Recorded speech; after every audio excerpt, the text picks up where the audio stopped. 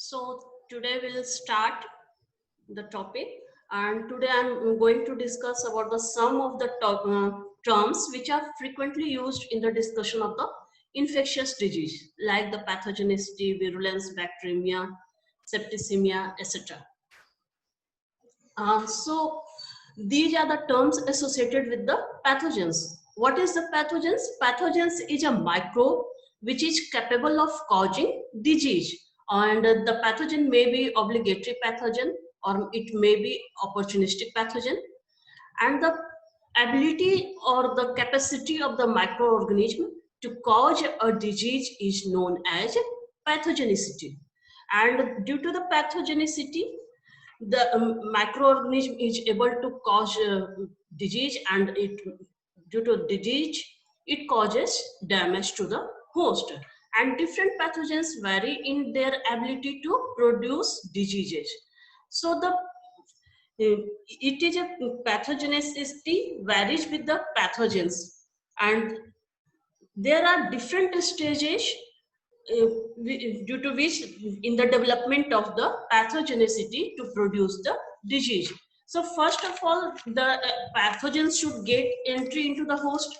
It should get attached to the host surface or to the through the screen or through the mucous membrane, and then it goes inside the bodies of the host, and there it multiplies. And so in the course of the multiplication, it should avoid the host immune responses. It should protect itself from the host protective mechanism, and then if it is successful in protecting itself from the host mechanism, host protective mechanism, and it gets multiplied, then it can produce the disease and cause the damage to the host. So there are several factors which determines the bacterial pathogenicity, and the bacteria express their pathogenicity by the means of the virulence. Actually, the pathogenicity is a multifactorial process which depends upon the immune status of the host, nature of the bacterial strain, the organism of the pathogen, which number of the organism which is having exposure to the host. So various factors determines the bacterial pathogenicity, and whether the host will develop a disease or not, it is just not determined by the pathogenic potential of the bacterium. It also depends upon the host factors. So these factors are, first one is the host susceptibility, means the host is whether susceptible or it is resistant to the bacterial pathogens, different pathogens. What is the physiological and immunological condition of the host? And there are several specific or non-specific factors of the host resistant which defends host against the microbes. Like the normal flora of the host prevents against the colonization, which was discussed earlier. And the second factor is the host resistant. Host itself produces many antimicrobial substances like lysozyme, or it is having innate immune system which prevent the colonization of the pathogens, and several factors are involved from the host which resist the invasion and the disease condition by the pathogen. Third one is the presence of bacterial virulence factor. Due to certain qualities, bacteria get capacity to induce disease in the host, and these are the bacterial virulence factors. And if bacteria is having virulent, then it will cause disease in the host. Another factor is presence of host mediated pathogenesis. In some of the diseases, what happens, the microbes or pathogen does not cause the disease. Damage is caused due to the host damage is by the host immune response. The tissue damage is caused due to the host immune response rather than the bacterial factors, like in the tuberculosis. And ability of the bacterial pathogens for the intracellular growth. Some of the bacteria are having capability to grow inside the host cells. They evade the host immune responses and goes inside into the cells, and they multiply and survive. So next term is virulence. What is the virulence? It is a degree of pathogenicity of the microorganism, and it refers to the intensity of the disease produced by the pathogens. Means disease is severe or not, it is mild. It is dependent upon the virulence. If the bacteria is virulent, then the disease condition will be more severe. So it is a quantity measure of the pathogenicity also. Means if the bacteria is more virulent, then less number of the bacteria will be required to produce the diseases, and if the less virulent is there, then high number may be required. And virulence is variable. It differs among different microbial species. Different microbial species may be different in their virulence, and it also varies among the members of the same species of the pathogens. Means bacteria is having different strains. One strain may be more pathogenic, more virulent. Another bacterial strain may be less virulent. And the bacteria, in bacteria, the trait which confers the pathogenicity is the virulence factor. So there are different virulence factors due to which bacteria becomes virulent, and it provides pathogenicity to bacteria. And these virulence factors are encoded by the genes, and these genes are not uniformly present on the all strains of a bacterium. Means some of the strains will be having genes which encode the virulent factor. Some of the bacteria will not be having genes which encodes the virulent genes. So bacterial strains will differ in the capacity to encoding the virulence factors, and this will make them virulent or less virulent. So these genes may be present on the chromosome or extra chromosomal, that is on the plasmid also. And the one term is pathogenicity island.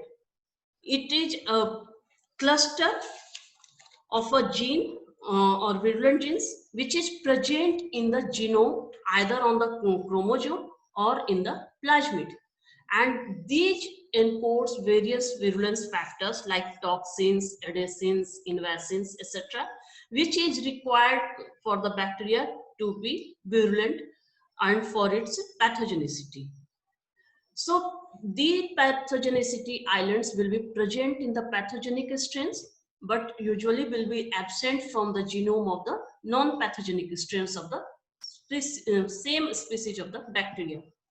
And these pathogenicity islands are present both in the gram-negative as well as in the gram-positive bacteria.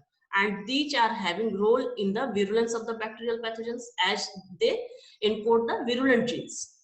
And the type of the genes which is present on which virulence of the bacteria depends.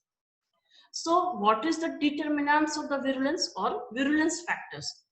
It is a component of the bacteria which may be genetic, biochemical, or the structural component of features which enables the bacteria to produce disease in the host.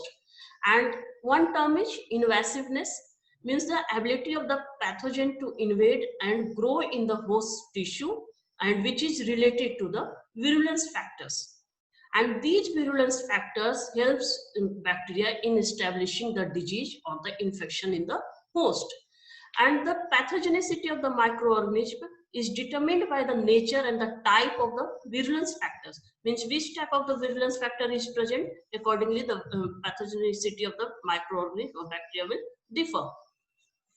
And during the process of the infections, these virulence factor combat with the defense mechanism of the host, means they encounter the defense mechanism of the host, and due to the virulence factors, the bacteria is able to cause disease in the host. And some of the examples of the virulence factors, it may be attachment factors or adhesion, means which will help the bacteria to adhere to the host surface. Antiphagocytic factors means it will prevent the phagocytosis of the bacteria by the host factors. And spreading factors and enzymes means they will help the bacteria to spread into the host tissue. And some of the toxins which are in the form of exotoxins and the endotoxins, they help the bacteria in their virulence. These are the virulence factors. And the exotoxin and endotoxin, these are, you will read further. And these are the types of the toxin produced by the bacteria. Exotoxins, it is an extra cellular diffusible toxins which is secreted by the mainly the gram-positive bacteria and secreted by the live bacteria. Whereas the endotoxins, these are the cell-associated toxins and produced by the gram-negative bacteria, and it is present as the form of LPS, lipopolysaccharide, in the bacterial envelope. So, what are the different virulence factors? We will study about these of virulence factors. First one is the attachment factors of the adhesins, and these are the molecules, specialized molecules or a structure present on the bacterial cell surface, and these helps to the bind to the receptor sites on the host cell surface and attach to the skin of the mucous membrane of the host and establish infection. And these are the different types of the structures, like capsule. When you will study the structure of the bacteria, you will know the detail about these different components of the bacterial structure. Capsules, pili, lipoticoic acid, glycocalyx, these etc. These are the some of the structures present on the bacterial surface which helps in the attachment of the bacteria to the host. Another structure is capsule, and some of the enzymes like superoxide dismutase, these are having antiphagocytic activity. They prevents the phagocytosis and killing of the bacterial cells within the host. And so this table gives the detail about the different adherence factors. Fumarium, it is one of the structure, filamentous structure, which is present on the bacterial surface and help the bacteria to attach to the different bacteria or different surface.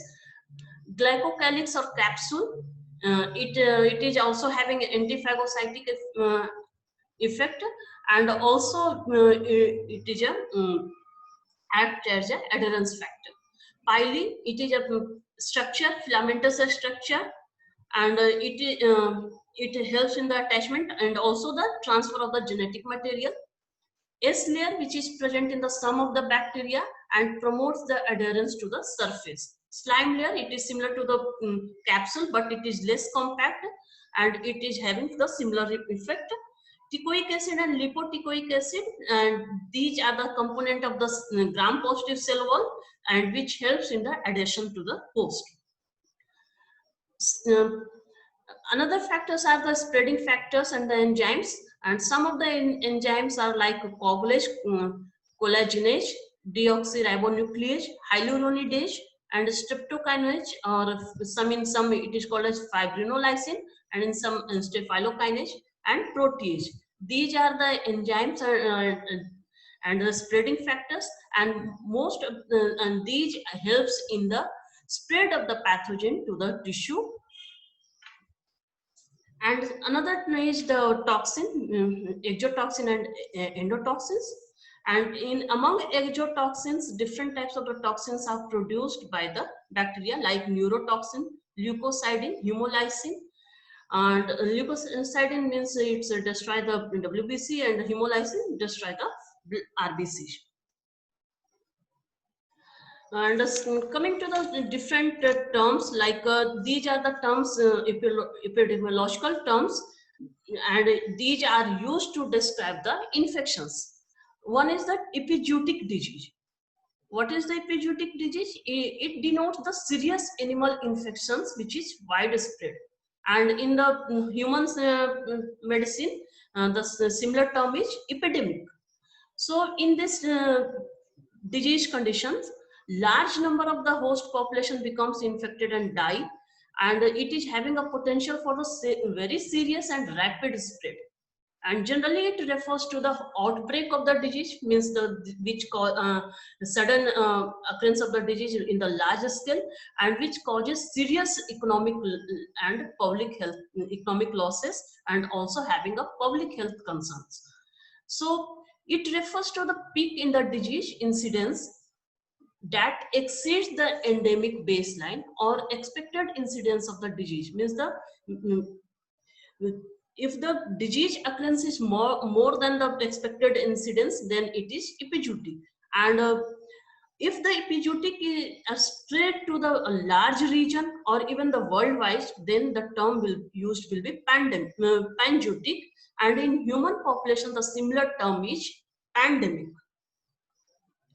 Coming to enzootic diseases, it is always present in a certain animal population, and at a certain time only affects a small number of the animals. And generally the pathogens are of low virulence, and it generally creates the herd health problem. Means it is always present in the population, it will not cause any major mortality, but it in animal herd will always suffer with the disease, and it results in the continuous occurrence of a disease in the population. And in the human medicine, the similar term is endemic. Like some of the diseases, bacterial diseases are always endemic in enzootic in the nature, uh, like enzootic pneumonia, uh, and many more diseases are enzootic. Another term you have to read is bacteremia. Bacteremia, it is a presence of viral bacteria in the bloodstream. Bacteria will be present in the bloodstream, but there will not be any multiplication of the bacteria. And normally the relatively less number of the bacteria will be present in the circulation, and it may occur even in the case of the injury, like the cut, abrasion, even tooth cleaning, if it is done then it can also cause the bacteremia. So it is a transient condition, and generally the host immune mechanism eliminates bacteria from the host.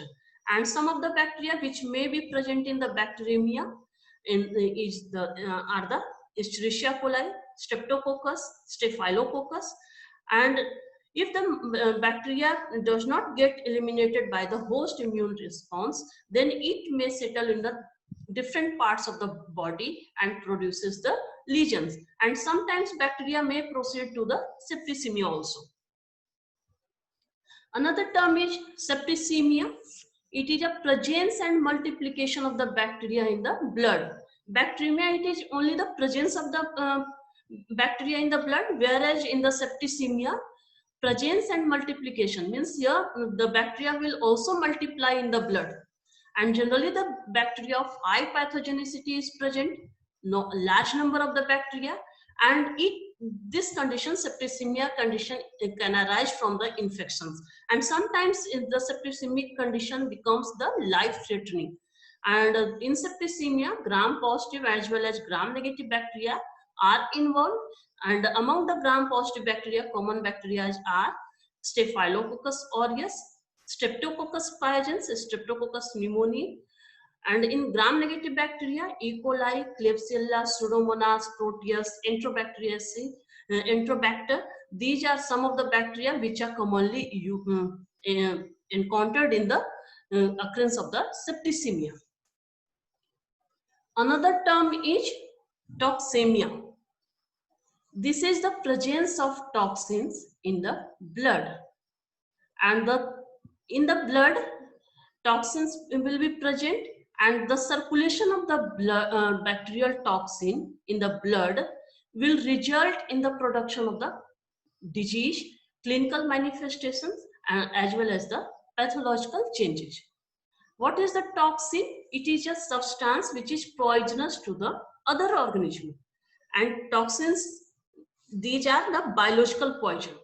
Means these are produced by the bacteria and they invade and cause damage to the tissue and the host. And the ability of the pathogen to produce the toxin is the cause known as toxigenicity. So toxigenicity, it is the ability of the pathogen to produce toxins and the cause disease damage to the host cells. And some of the bacteria, they are able to produce toxins, and so these bacteria are having toxigenicity effect. And these toxins are exotoxins and endotoxins, which I told earlier also, that the exotoxins, these are mostly produced um, by the gram-positive bacteria, and these are extracellular diffusible toxins, and these are secreted by the bacteria, and these bacteria in live bacteria. Whereas the endotoxins, these are cell-associated toxins and produced by the gram-negative bacteria, and these are present in the bacterial cell wall and outer membrane, and these are present as the lipopolysaccharide, and these are secreted when the bacteria is dead or when the growth phase is there. So these toxins will be liberated. And these toxins are having several effects which we will study in later classes. And so this is the term, different terms we will use for the study of the infectious diseases. So